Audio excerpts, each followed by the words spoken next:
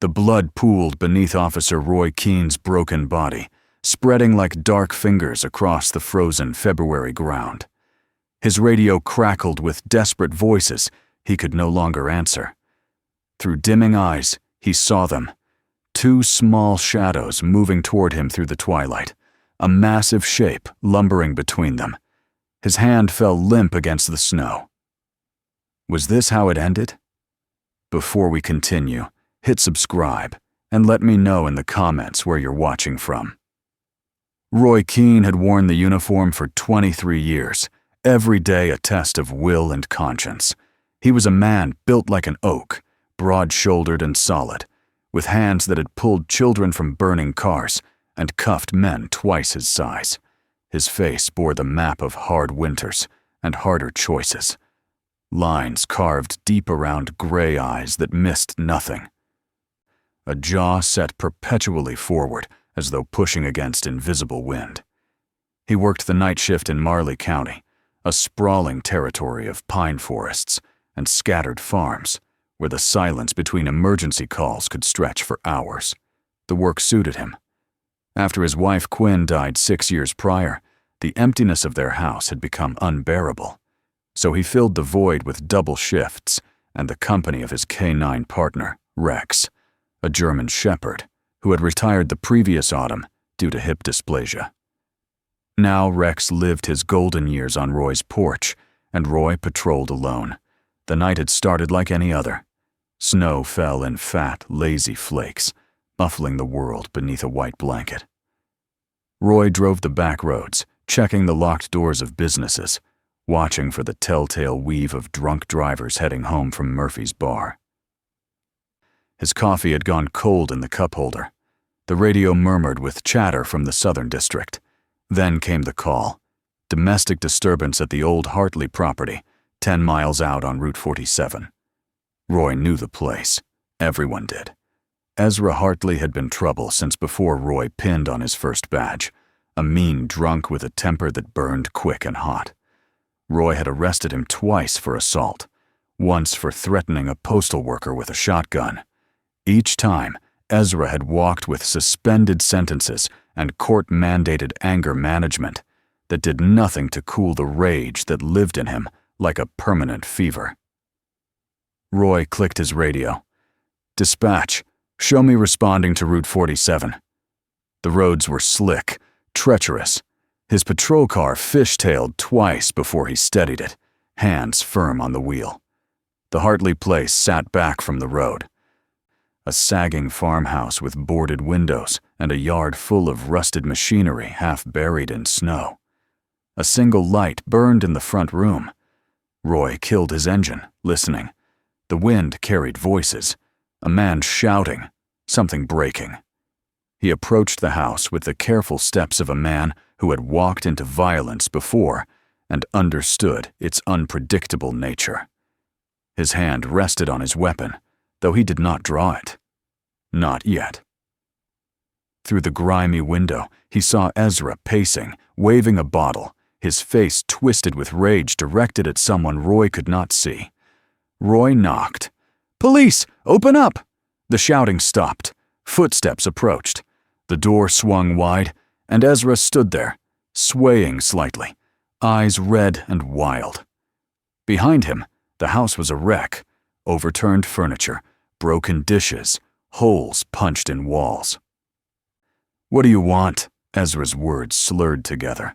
"Got a call about a disturbance. Everything all right here?" "Everything's fine. Private property. Get lost." But Roy had seen the shadow move in the back room. Small, quick, afraid. "Who else is here, Ezra?" "None of your business." Roy's instincts, honed through thousands of these moments, screamed warning. Something was wrong. Very wrong. He shifted his weight, preparing. "I need to come inside, make sure everyone's safe." Ezra's face darkened. "You got a warrant?" "Don't need one if I believe someone's in danger." What happened next occurred in the space between heartbeats. Ezra lunged, not at Roy, but back into the house. Roy followed, hand now drawing his weapon, entering the chaos of the Hartley living room. He saw her then, a woman, young, cowering in the corner with a split lip and terror in her eyes. Ezra grabbed her, using her as a shield, and in his other hand materialized a knife, long and cruel.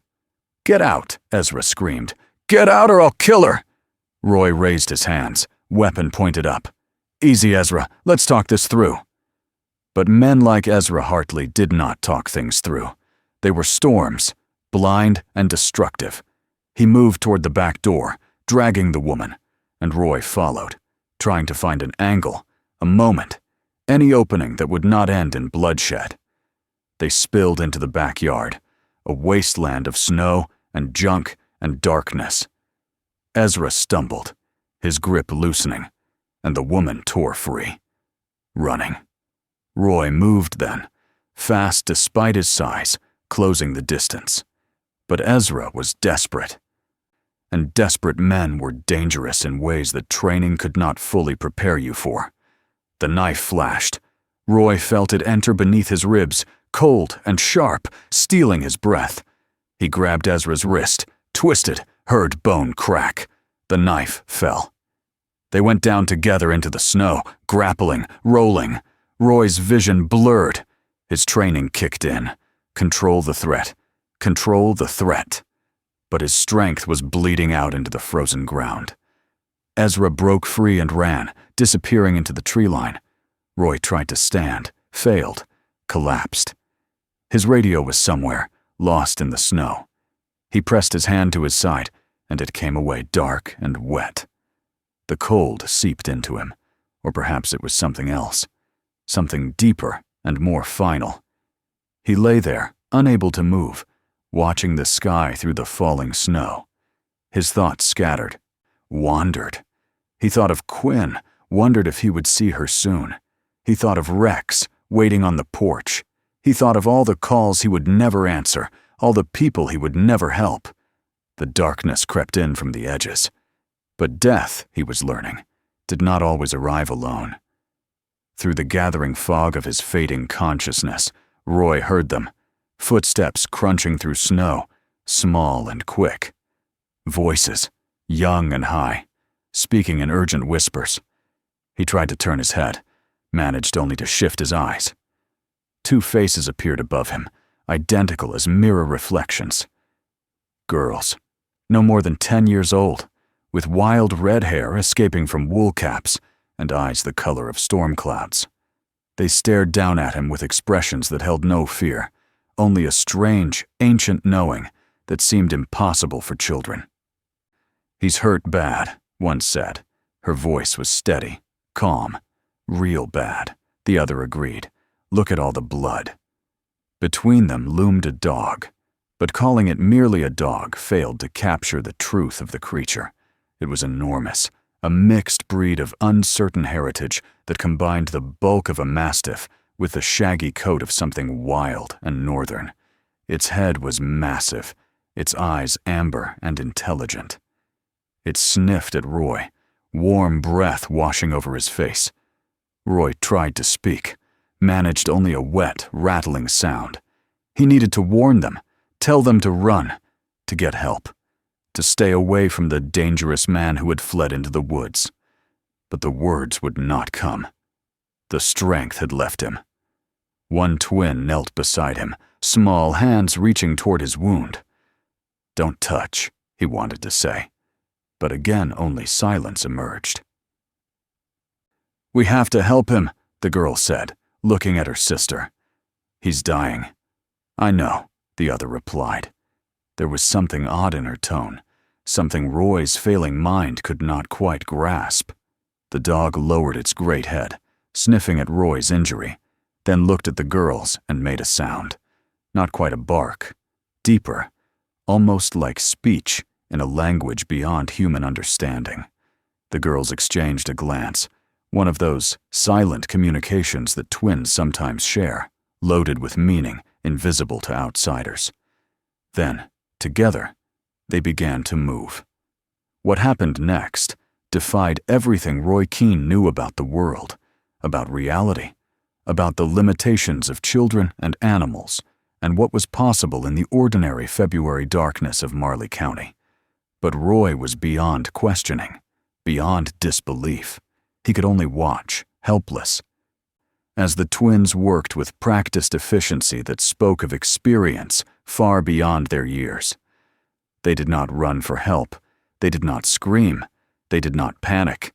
Instead, they saved him. But how they did it would remain a mystery that haunted Roy for far longer than the wound in his side.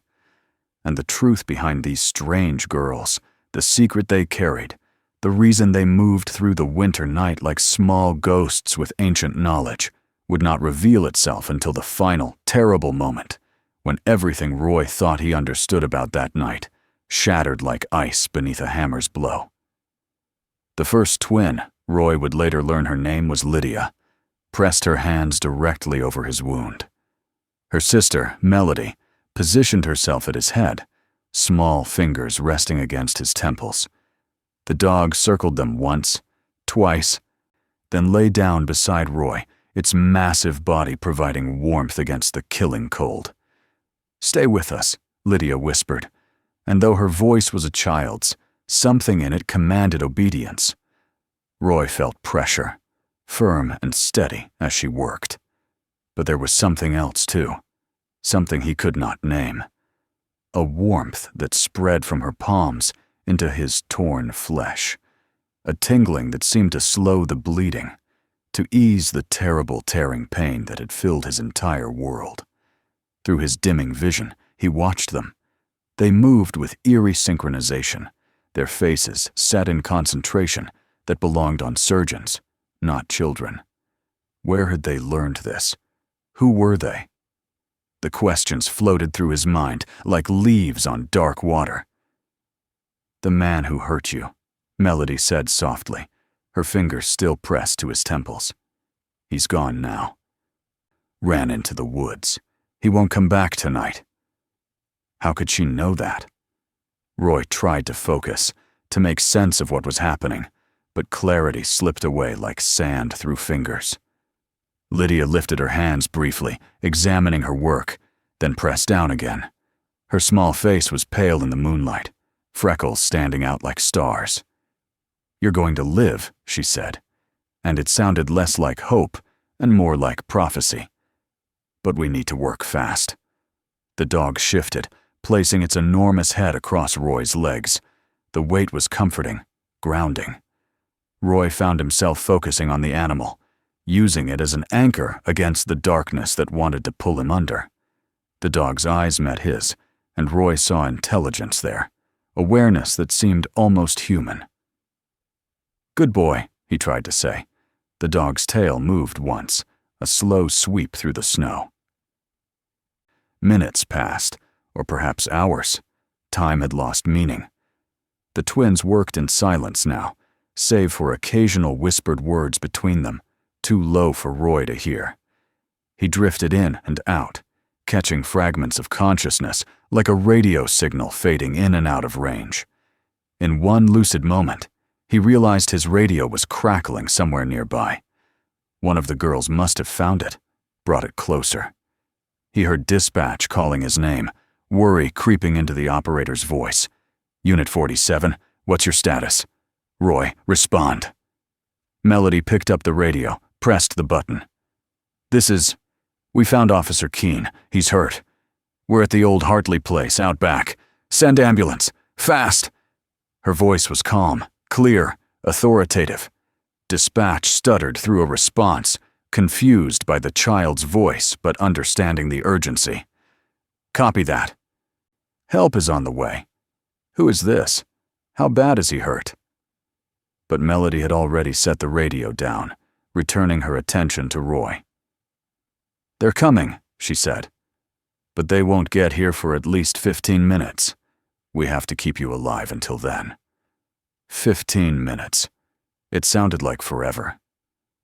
Lydia removed her hands from his wound again, and this time, when Roy looked down, he saw something impossible.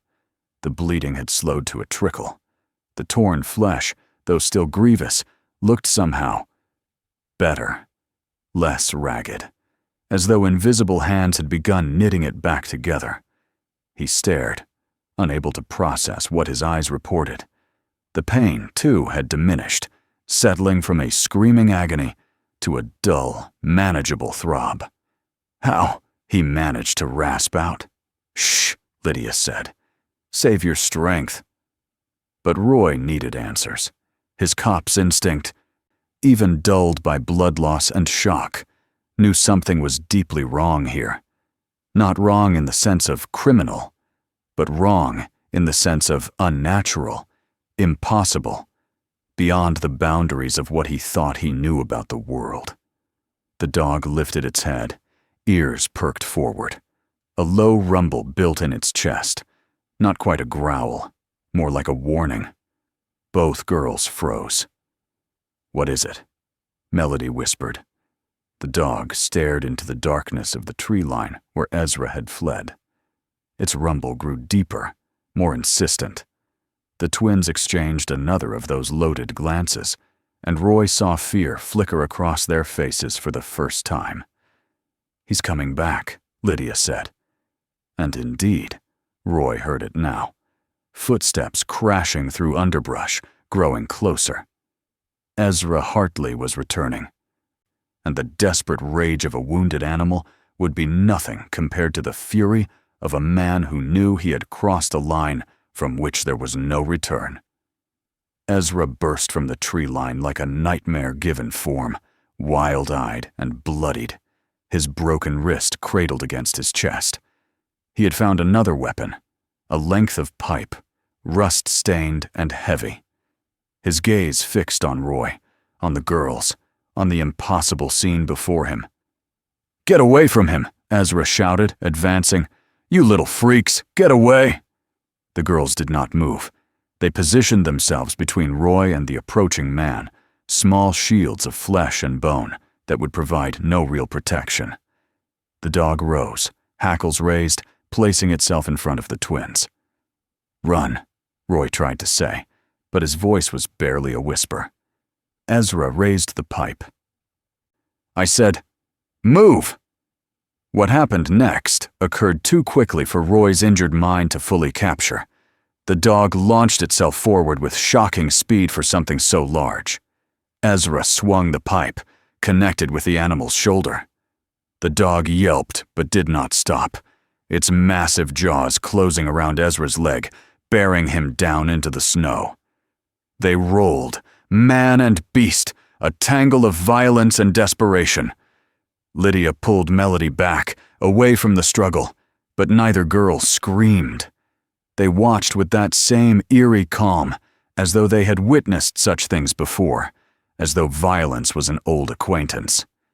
Ezra kicked free, scrambled to his feet. The dog limped slightly but positioned itself again between the man and the children. Blood matted its shaggy coat. "Crazy dog," Ezra panted. "I'll kill all of you. Every last one." But even as he spoke, Roy heard the sirens, faint still, but growing louder. Help was coming. The question was whether it would arrive in time. Ezra heard them too. His face twisted through a series of emotions, rage, fear, calculation. He looked at Roy, at the twins, at the wounded dog. Then, with a curse that seemed to tear from his throat, he turned and ran again, disappearing back into the trees. This time, he would not get far. Roy knew that with certainty. The net was closing. Every unit in the county would be converging on this location, drawn by the officer down call, by the urgency in the child's voice on the radio. The girls returned to Roy's side immediately. Lydia placed her hands back over his wound, while Melody stroked the dog's head, examining its injury with gentle fingers. "You're a good boy," Melody murmured to the animal. "Such a good, brave boy." The dog's tail wagged weakly. Its amber eyes found Roy again, and in them, Roy saw something that made his skin prickle, an awareness, an intelligence that seemed to transcend anything he had ever witnessed in an animal. The sirens grew deafening. Red and blue lights strobed through the trees as patrol cars screamed into the yard. Doors slammed. Voices shouted. The cavalry had arrived, though the battle was already won. Roy heard his sergeant, Bill Crawford, bellowing orders. Flashlight beams cut through the darkness, finding them. The wounded officer, the twin girls, the massive dog. Footsteps pounded through snow. "Roy!" Bill dropped to his knees beside him, face pale with shock. "Jesus, what happened? Who did this?" "Ezra Hartley," Roy managed, his voice gaining strength now that help had arrived. "Ran into the woods, northeast." Bill barked into his radio, coordinating the search. Other officers surrounded them with barely a year on the force. They stared at the scene, trying to make sense of it. The paramedics arrived, professional and efficient. They eased the girls aside gently, took over the work of keeping Roy alive. IV lines were started, pressure dressings applied, vitals checked and rechecked. One paramedic, a veteran, examined Roy's wound and frowned. "This doesn't make sense," she murmured to her partner. "According to the blood loss, the wound should be much worse. It looks like someone partially closed it already." Her partner shook his head. "Impossible. These girls wouldn't have the knowledge or equipment for field surgery." But when they looked at Lydia and Melody, the twins simply stared back with those ancient, knowing eyes and said nothing. Bill Crawford approached the girls, kneeling to their level. "You two did a brave thing tonight. What are your names? Where are your parents?" The twins exchanged a glance. "Lydia," said one. "Melody," said the other. "And your last name?" A pause. "Hartley." The name fell like a stone into still water. Bill's face went slack with shock. "Hartley, as in—" "Ezra Hartley is our father," Lydia said, her voice empty of emotion. The officers around them went silent. Roy, strapped to a stretcher now, felt ice slide down his spine despite the thermal blankets the paramedics had wrapped around him.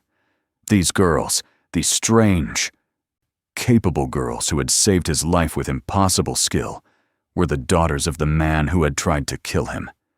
But the revelations were only beginning, and the truth that would emerge, the real reason these twins possessed such uncanny knowledge, such eerie calm in the face of violence, would prove more shocking than anyone standing in that snowy yard could possibly imagine. However, what the police force would discover about Lydia and Melody Hartley in the coming days would shake the foundations of everything they thought they knew about the case, about the family, and about the fine line between salvation and something far darker.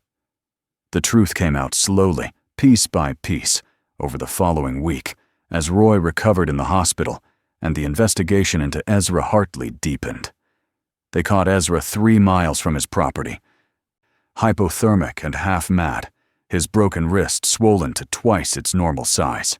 He was charged with attempted murder of a police officer, assault, and a dozen other crimes that would ensure he never walked free again. But it was the secondary investigation, the one into the Hartley household itself, that unearthed the horror. Social workers arrived at the property with a warrant.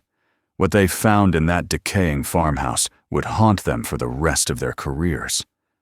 The basement had been converted into a makeshift medical facility, filled with stolen textbooks on emergency medicine, anatomy charts, veterinary supplies, surgical tools.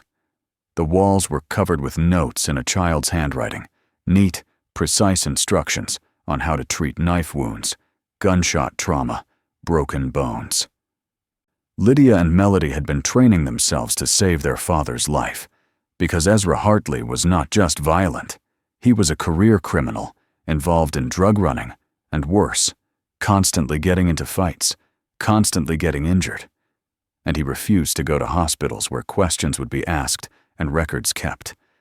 So he had forced his daughters, from the age of 6, after their mother abandoned them, to become his personal medical team.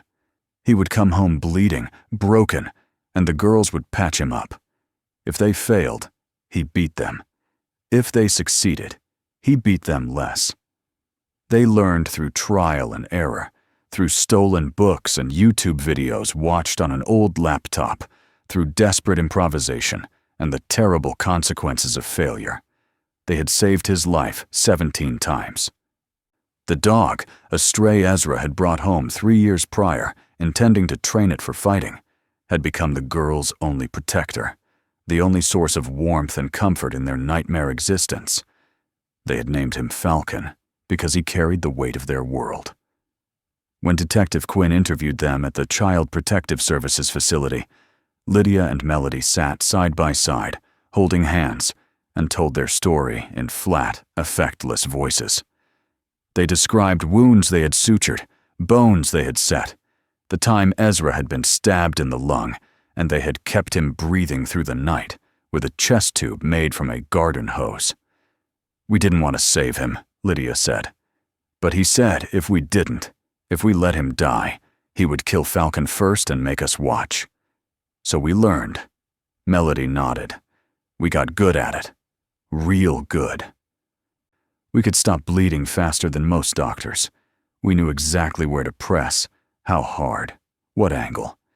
We practiced on each other sometimes when he cut us, learned to feel where the damage was without seeing it."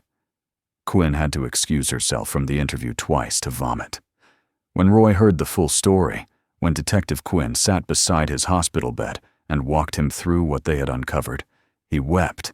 He wept for those little girls who had been turned into tools, into survival machines, whose childhood had been stolen and replaced with blood and fear and desperate, unwanted expertise. And he wept because he understood, finally, the look in their eyes. It wasn't ancient wisdom. It was the death of innocence, the terrible knowledge that comes from seeing too much, enduring too much, being forced to become too much too soon. "They saved my life," Roy said, his voice rough. "They saved the life of a stranger when they had every reason to let me die. After everything he put them through, after I came to their house to arrest their father, they still saved me." Quinn nodded. "The psychologist says it's complicated. They were conditioned to save him. But with you, it was different. It was their choice. Maybe the first real choice they ever got to make." Roy looked out the window of his hospital room, watching snowfall. "What happens to them now?" "Foster care, probably. We're searching for any relatives, but so far, nothing. The mother vanished years ago. No grandparents in the picture." Roy was quiet for a long moment. Then he said, "I want to help them, however I can." Quinn smiled sadly. "I figured you might." The final piece of the story came from an unexpected source. 2 days before Roy was discharged from the hospital, a woman appeared at the police station. She was thin, worn, with red hair shot through with gray. She gave her name as Tessa Hartley, the girl's mother. She had fled 5 years ago, she explained, to a room full of skeptical detectives because Ezra had threatened to kill her if she ever tried to take the girls. She had been living in a motel 3 counties over, working as a waitress, trying to gather money and courage to come back, to rescue her daughters. "I'm a coward," she said, tears streaming down her face. "I left them there with him. I told myself I'd come back when I was stronger, when I had resources, when I could guarantee their safety. But I just kept being afraid, kept waiting. And 5 years disappeared." "Why come forward now?" Detective Quinn asked. "Because I saw the news, saw that he was arrested, that Lydia and Melody had saved a police officer. I saw their picture on TV, and they looked so grown up, so different from when I left. And I knew I couldn't hide anymore. Whatever they think of me, whatever happens, I have to try. I have to be their mother again, if they'll let me." The reunion was arranged carefully, with psychologists present. Roy, against medical advice, checked himself out of the hospital to be there, to see the end of the story he had become part of. Lydia and Melody sat in a cheerful room at social services, Falcon at their feet. When Tessa walked in, both girls froze. For a long moment, No one moved. No one breathed. Then Melody stood. "You left us," she said, her voice small and broken and absolutely devastating. "I know," Tessa whispered. "I'm so sorry. I was scared, and I was wrong, and I left you when you needed me most." "He hurt us," Lydia said, standing beside her sister, "all the time, and we had to save him over and over, and you weren't there." "I know," Tessa repeated. She was crying openly now, making no attempt to hide it. "I know, and I can never make it right. But I'm here now. If you'll let me, I'm here now."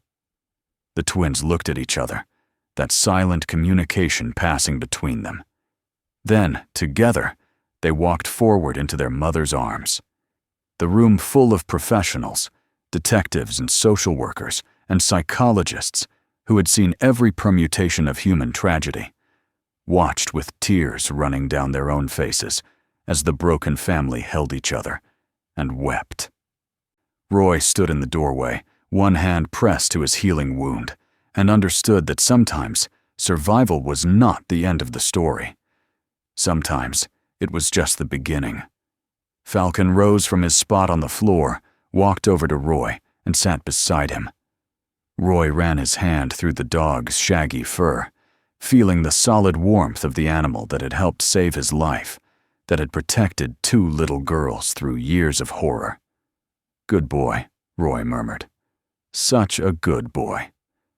The dog leaned against his leg, and they watched together as the Hartley women took their first steps toward healing. 3 months later, Roy stood on the porch of his farmhouse, watching the sun set over the snow-covered fields. Rex slept at his feet, ancient and content. Beside Rex lay Falcon, because Tessa Hartley had asked Roy to keep the dog, at least temporarily. While she and the girls settled into their new apartment and dealt with the overwhelming task of rebuilding their lives, Roy had agreed without hesitation. He and Falcon had become something like partners, something like friends. The dog seemed to understand that this man, this officer who had been dying in the snow, represented something important, a second chance, a new beginning. The girls visited every Sunday.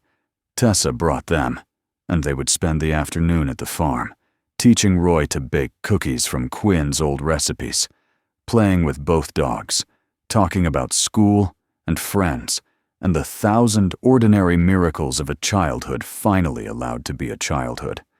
They were different now, lighter somehow, though the shadows never fully left their eyes. Lydia wanted to be a doctor when she grew up, she told Roy, a real one, who helped people because she chose to, not because someone forced her. Melody wanted to work with animals, maybe become a veterinarian. "You could do anything," Roy told them. "After what you survived, what you accomplished, you could do absolutely anything." Lydia smiled, and it was the smile of a 10-year-old girl, no longer ancient, no longer burdened by terrible knowledge, just a child, healing. "We know," she said. "That's the best part." The story of what happened that February night, of the twin girls who saved a dying cop with skills they should never have possessed, who chose mercy when they had every reason to choose revenge, spread through the police force and then beyond. It became legend, the kind of story officers told each other late at night, a reminder that even in darkness, light could break through. Roy returned to duty with a new perspective, a new gentleness in how he approached the broken people he encountered. He knew now that monsters were rarely born fully formed. They were created, piece by piece, by circumstance and choice and the slow accumulation of damage. And he knew that heroes were not always the ones wearing badges. Sometimes they were small girls with red hair and storm cloud eyes, who saved lives because they had to, and then saved one more because they wanted to. The physical wound in his side healed cleanly, faster than doctors expected. Sometimes Roy wondered if there had been something more than just medical knowledge in the twins' touch that night, something he could not name or explain, but he never asked. Some mysteries were better left unsolved. What mattered was that they had all survived. And in surviving, they had found each other, a constellation of damaged souls orbiting the same point of light, pulling each other toward something better. On his porch, Roy watched the last rays of sun paint the snow gold and pink. Falcon lifted his massive head, looking at the same sunset, and made that sound. Not quite speech, but close. Understanding passed between man and dog, wordless and complete. They had been given a second chance. All of them. And they would not waste it.